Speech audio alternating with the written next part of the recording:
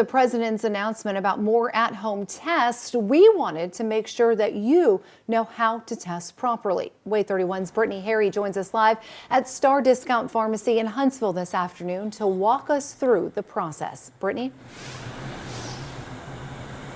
Well, Marie, it is actually a very easy process. I came here earlier and I bought this test. So there's actually 2 COVID tests in here. This kit was about $43, but again, you do get 2 COVID tests. So I went inside. I took one of them earlier today with one of the pharmacists as he walked me through.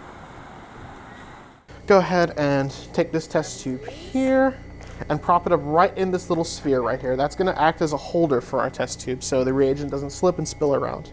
And then we can go ahead and uncap the top of that test tube.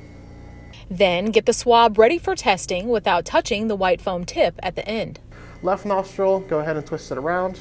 Right nostril, go ahead and twist it around, and then repeat that 4 times. Gotcha. It doesn't need to go that far in. About 1/2 inch to 3/4 of an inch will be fine. So that should be, if you look on the applicator tip, just below the, a little bit further up, yes, just below the little foam. Okay. And you want it to go against the membranes of your nose. You'll do that 4 times in each nostril to get an adequate sample. Just like that. So the next part is going to be important here. Go ahead and dip it with a cotton swab down into the test tube. Okay. Make sure it touches the bottom of the test tube. Okay. And now go ahead and swirl it around 3 to 4 times and make sure that it's touching the bottom.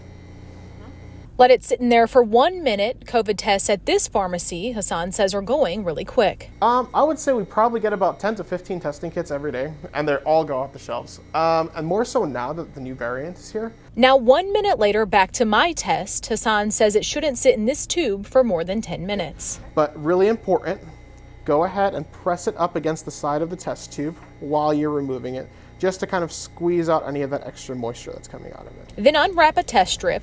Okay, so grab it from the green stripped end at the top there. We do not want to touch the 2 black items on there. Then place the test strip into the test tube and let it rest for 10 minutes, no longer. After that, you'll have your results. Most at-home tests, Hassan says, are in rapid form. So a blue line, which is our control, is good. We want to see that. That means our test was not an invalid test. Okay. And we're looking for a second line. A second pink line would indicate a positive result. I do not see a pink line on there in the slightest, so that would indicate a negative result. So Hassan says that if you take both of these tests, and I asked him, what if you get 1 positive and 1 negative and you took them back to back? He says you might have done it wrong, or maybe just something wasn't accurate. So if you're uncomfortable with that, he suggests getting a PCR test. And of course, if you test and you do test positive, he says that you should notify your doctor. Also, I just want to note there is an expiration date on these if you get this type of at-home test. But for now, reporting live in Huntsville, Brittany Harry, WAAY 31 News.